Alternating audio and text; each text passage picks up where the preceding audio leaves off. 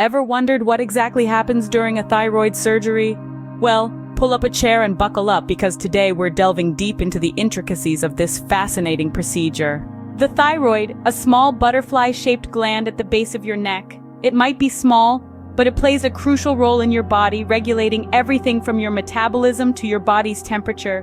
But when things go awry, thyroid surgery becomes necessary. First, let's talk about why someone might need thyroid surgery. Conditions such as thyroid cancer, non-cancerous enlargement of the thyroid, goiter, or overactive thyroid, hyperthyroidism, might make surgery the best option.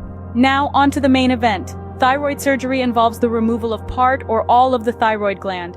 This is known as a thyroidectomy. It's performed under general anesthesia, meaning the patient is asleep and feels no pain. There are three main types of thyroidectomy. A total thyroidectomy is when the entire gland is removed. A hemithyroidectomy or partial thyroidectomy is when only one of the two lobes is removed. Lastly, a thyroid lobectomy with isthmectomy is when one whole lobe, the isthmus, and part of the second lobe are removed. But how does the surgeon access the thyroid, you ask? Typically, a small incision is made in the center of the neck. Alternatively, an endoscopic approach may be used, where instruments are inserted through small incisions in the neck.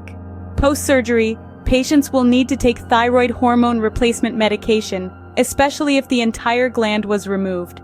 This is because the body still needs the hormones the thyroid was producing.